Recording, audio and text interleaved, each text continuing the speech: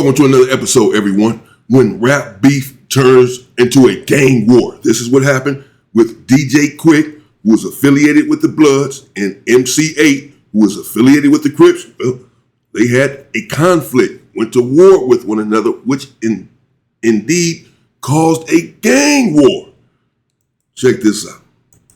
When DJ Quik and MC Eiht, two heavyweights from Compton, one repping Bloods and the other a Compton Crip, decided to go at it, you already know it wasn't gonna end well. Honestly, to me, this Quik got started over just people's misunderstandings of He was a Blood, I was a Crip. Okay, that was natural. From DJ Quik dropping one of the coldest diss lines ever. I dedicate this song to my fiance, MC Eiht. Eiht. Now should I continue? Yeah, he left out the G cause the G ain't in you.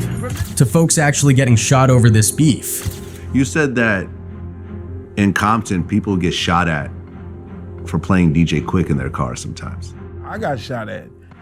We was going up Rosecrans and Central, and I was bumping this in my Cadillac, and we just heard pop, pop, pop. I hit the corner and kept pushing. This was one of the most heated rap beefs that turned into gang war. Let's get into it. Both DJ Quik and MC Eiht had rough upbringings in Compton. Quik was the youngest of 10 siblings, and his childhood wasn't exactly picture perfect. His father walked out early, and Quik only met him once in his life. My mom sent me to go spend some time with my dad when I was like maybe 4 years old. He taught me how to make a paper airplane, and he left. Despite that, he found a love for music early on. For his 8th grade graduation, he got a turntable as a gift, and that moment low-key sparked the beginning of something major. Back then, mixing vinyl, you kind of had to have innate sense of rhythm to do that. I could put on 2 records and blend a 3rd record with it, you know what I'm saying, or overdub cassette with it and have 3 things playing at one time. But life wasn't done testing him. At just 16, things took another hit when his family's house got foreclosed. His mom moved out to Louisiana, but Quik stayed behind in Compton. He was homeless for almost 3 years, bouncing around and hustling just to get by. Music became his escape and his drive. 16 years old, going on 17, homeless. At this point, I'm just kind of going from apartment to apartment. I needed an address to continue to go to school in Compton, and I didn't have that address. That was the worst time of my life, actually. One of them. That's when he took on the name DJ Quik and dropped the C on purpose to show his affiliation with the Bloods. By 1987, Quik was grinding heavy. He started pressing and selling his own mixtapes around Compton, with the red tape being the one that really started making noise. Word spread, and soon the industry started noticing him. Profile Records came through and offered him a deal in 1990, officially kickstarting his rap career. But Quik was so hot at that point that even Eazy-E wanted to sign him. Eazy reportedly offered Quik $1 million advance to join Ruthless Records, but Quik had already signed with Profile, and Profile wasn't having it. They slapped Ruthless with a cease and desist, killing the deal. Despite the drama, Quik and Eazy stayed cool. I always wanted to be like that. I always wanted to sound like him. I wanted to get my jerry curl done at the same place he got his done at. You know what I'm saying? You know, that's one of the just easy going. Easy used to come to my house, knock on the door, come inside, and kick it. Like, bro, you a millionaire. Still, Quik had his issues with Profile. Even though they helped put him on, he later said they played him when it came to money. He had to fight just to get paid what he was owed. Profile was a curse and a blessing at the same time. I mean, they put us out there, but they didn't pay us. On the flip side, MC Eiht's story was just as real. He was born right into the chaos. By the time he was just 5 years old, Eiht had already seen how rough life in Compton could get. Coming from the hood, coming out of Compton, well, basically, I started off a couple of years ago, mixed up in the gangs, maybe a little drug dealing or something like that. Eventually, he jumped off the porch and got deep into the gang lifestyle. He was a Compton Crip through and through, and he never hid it. He admitted to gangbanging, dabbling in drugs, and losing friends to the streets. Some got locked up, others didn't make it out alive. But instead of letting it eat him up, Eiht used those experiences to fuel his music. Growing up in the neighborhood, you see a lot of stuff that happens and goes on with the police. As for a way for me to get out of the gang situation, I tried to take my position into what I had learned from the homies who had passed and the homies who were in jail. He saw how music had the power to connect with people in the hood. Didn't matter if you were a Blood or a Crip. Everyone could relate to the pain and reality he was rapping about. That realization pushed him to take music seriously. I took that into a form to where, you know, I could get that to, you know, to homies in every hood. Y'all might not claim Crip or y'all might not claim Bloods, you know, but you know, you still got a gang of brothers who's together and who's still down. He took on the name MC Eiht, inspired by KRS-One's use of numbers in his name. The 8 wasn't random, it represented things that meant something in the streets, like .38 caliber guns and Oldie English 800 malt liquor, aka 8 Ball. By the mid-80s, 8 linked up with Compton's Most Wanted, CMW, and that became the foundation of his rise. But as fate would have it, his path was bound to cross with DJ Quik's. And when it did, things didn't go smooth. The beef between DJ Quik and MC Eiht officially kicked off around 1987. It all... Yeah, because, again, one was affiliated with the Crip, as we MC Eiht, and one was affiliated with the Bloods. They started going at it, and it got ugly because there in Compton, California, things can get ugly between the gangs. And even rappers, when they get into it, things can get ugly. And that's what happened between these two. MC Eiht was a popular individual in the Los Angeles and Compton area at this time, and of course DJ Quik was as well. And everyone knew about the beef that these two individuals were having, and people were indeed taking sides. As Mob James had alluded to, if you drive down the street in Compton at that time, bumping DJ Quik, you get popped at because they're thinking that you are affiliated with the Bloods, you're on DJ Quik's side. This is how the beef was going out there. Started with a line Quik dropped on a track called Real Dough, a cut from the Red Tape. Quik made a slick reference to CMW, and word got back to MC Eiht. The rivalry between DJ Quik and MC Eiht kept heating up as their careers started taking off. On January 15, 1991, DJ Quik dropped his debut album, Quik is the Name. One of the tracks, Deep, caught some attention because of its third verse. Fans speculated that Quik threw shade at MC Eiht and CMW, referencing their track One Time Gaffled 'Em Up, which talks about police brutality. In the verse, Quik allegedly implied that CMW acted tough until the cops showed up. By that summer, CMW came back strong with their album Straight Checkin' M, released on July 16, 1991. The album featured the track Death Wish, which many believe was a direct response to Quik. The first verse contained what sounded like threats aimed at Quik, and in the second verse, Eiht seemed to call out Quik by name, even referencing their earlier diss exchanges like CMW's track Duck Sick. Compton psycho, biting me quick when me you get the duck sick. This had fans buzzing even more, but Eiht later denied that Death Wish had anything to do with DJ Quik. In an interview with DJ Vlad, Eiht claimed the diss was all a misunderstanding, saying he didn't even know who Quik was at the time. I had a song called Death Wish. In the song, it had a verse that said, biting me quick would mean you get my sucked quick. People took that to say I was dissing Quik. Interesting. Okay. I never knew him. It was just a phrase to me. However, fans weren't convinced. Eiht's story didn't add up, especially since Quik's earlier disses had specifically called out CMW, not all Crip-affiliated rappers as Eiht claimed. Eiht even suggested that Quik dissed NWA, particularly Eazy. Well, I mean, MC Eiht was a real individual. I don't think he has to lie about something like that. If he's saying that I was just rapping, doing my lyrics, I'm a rapper, and I didn't know anything about this. They didn't have any beef at that time, so I don't see why he would lie about something like that, like he was really trying to disrespect DJ Quik when they didn't even have a beef at the time. But this helped to lead to the beef, these lyrics. But that theory didn't hold water either. Quik and Eazy-E were known to be friends, with Eazy even trying to sign Quik to Ruthless Records. He had a song on there where he was talking about shooting me and NWA, Eazy-E, from the top of the tree, because he was from Treetop. All this back and forth made Eiht's denials hard to believe, and fans pointed out that the timeline of events didn't quite match his story. Regardless of the exact starting point, by this time the beef was undeniable. Some fans trace it back to 1987 when Quik first called out CMW on the Red Tape. Others think it really escalated with CMW's Duck Sick in 1990. Either way, the tension was real, and it wasn't long before Quik decided to fire back. On July 21st, 1992, Quik dropped his second album, Way Too Funky. Quik didn't hold back and addressed MC Eiht on not one but two tracks. The album's title track, Way Too Funky, featured a mix of subliminal and direct shots at Eiht. In the second verse, Quik directly called out CMW's track Death Wish and made it clear he wasn't going to let the diss slide. Then came the album's closing track, The Last Word, where Quik got even more personal. He shouted out his crew and supporters, but when it came— Rap was crazy back then, the way it sounds.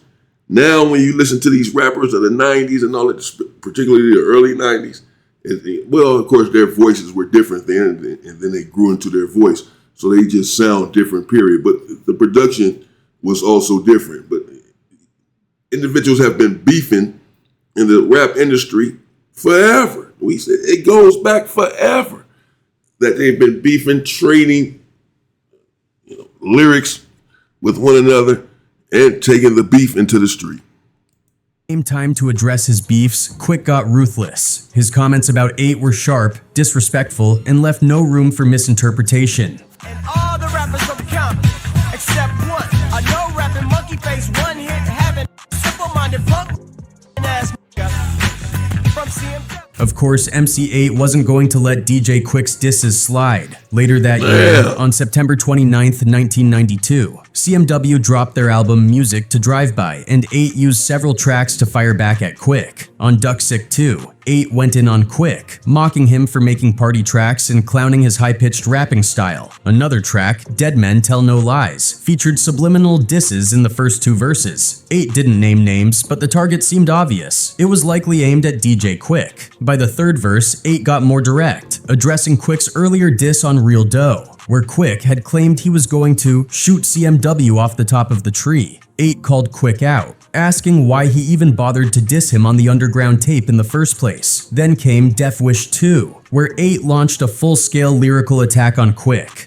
The Death Wish 2 music video took the beef to another level. In the video, there was a DJ Quik lookalike who appeared to be having nightmares about getting beaten and killed by CMW and Eiht.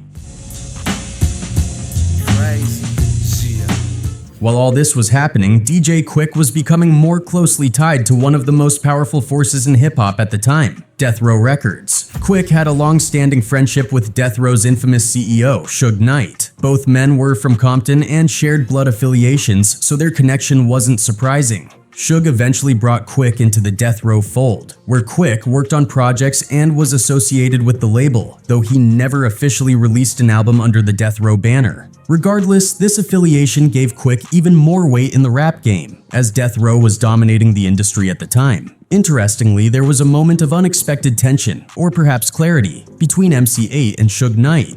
Eiht's mom happened to live across the street from Suge's mother, which made for an awkward proximity given the beef between Eiht and Quik. One day, while Eiht was visiting his mom, Suge and his crew pulled up on him while he was driving through the neighborhood. Suge's goons approached Eiht's car, creating a tense moment, but Suge quickly diffused the situation. He told Eiht that the beef with DJ Quik wouldn't spill over into his mother's neighborhood. Essentially, Suge was giving Eiht reassurance that he didn't have to worry about any drama involving Quik or Death Row reaching his mom's doorstep. According to MC Eiht, one of his CMW crew members, the unknown DJ, allegedly tried to work with Death Row Records, but things didn't go well. Eiht claims that Suge Knight and his crew jumped him. By 1994, both artists were at pivotal points in their careers. DJ Quik had scrapped an entire album he'd been working on, feeling it wasn't up to par. He started from scratch, which delayed the release of his third project. Meanwhile, MC Eiht was riding high with the release of his debut solo album, We Come Strapped, on July 19th, 1994. This album kept the beef alive with yet another installment of the Death Wish series. But Quik wasn't the type to let that slide.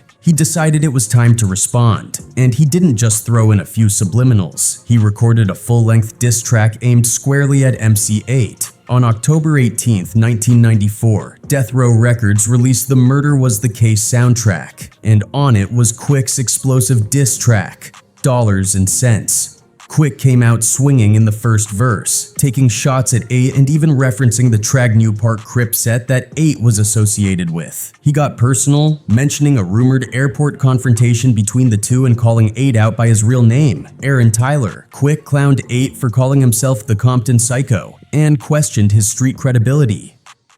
Tell me why you seem so tame when I caught you at the airport shaking. The second verse delivered more heat, but it was the third verse where Quik dropped one of the most iconic lines in diss track. And that's one of their more famous tracks. Murder Was the Case. There was a lot of different tracks on there, and they had a lot of beef on some of those tracks. And that is when DJ Quik really took the gloves off, because before then, they were not necessarily being direct with one another. Well, DJ Quik had began to be more direct, calling out MC Eiht's name. But really, when this track came out is when things just went to hell in a handbasket. History. Even Quik admitted in interviews that when he wrote that verse, he knew it was game over. Now should I continue? Yeah, you left out the G, cause the G. The G ain't in you. And I slid the pencil across the bottom of it, and I got up and walked away from the table. I knew that was... Dollars and Cents was an instant classic, solidifying itself as one of the greatest diss tracks of all time and proving Quik's genius when it came to battle rap. Fast forward to February 21st, 1995, and Quik finally dropped his highly anticipated third album, Safe Plus Sound. Released under Profile Records but executively produced by Suge Knight, the album featured Dollars and Cents, and even more tracks taking aim at MC Eiht. On Let You Have It, Quik addressed Eiht again, this time revisiting the infamous line from Real Dough off the Red Tape where he rapped about the top of the tree. Quik clarified that the line wasn't even a diss, it was just his way of saying he was on the rise and letting CMW know he was coming for his spot.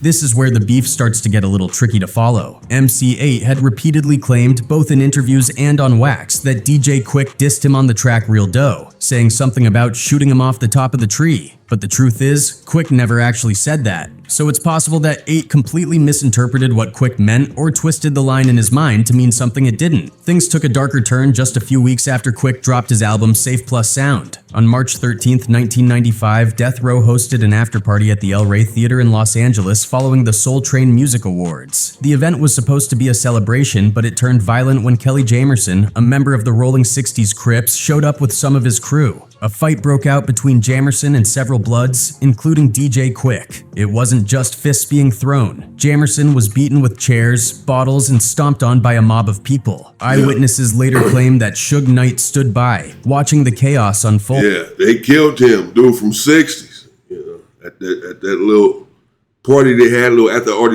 after hours party that they had at the Soul Train Music Awards, what have you, in 1995, they killed that individual. They stumped him out, and he died the next day in the hospital.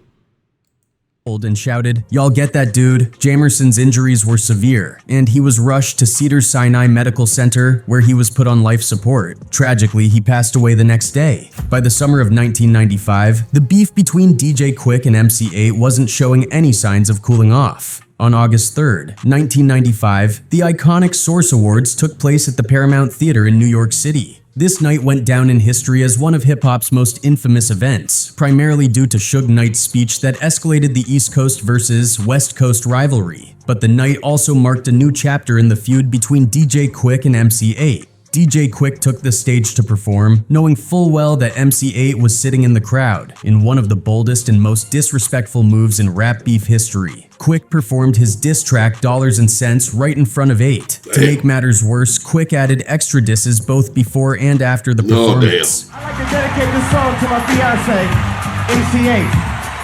Now should I continue? Yeah, he left out the G because the G ain't in you. MC Eiht. That's cold. Because he, like you said, he added some stuff to the song. And MC, I like to dedicate this to my fiance, MC Eiht, and then he performed. MC Eiht sitting right there, and then he performs the song. Oh, that's nasty work. despite the provocation, chose not to react. Considering he was massively outnumbered by Suge Knight's death row entourage, he decided to leave instead. The tension in the air was thick, and with Suge stirring the pot on stage, Eiht realized that escalating the situation wasn't worth risking his life. And I think he was gonna pull the song. No, we all didn't, because if you notice that the tension in the air that night, it was just right.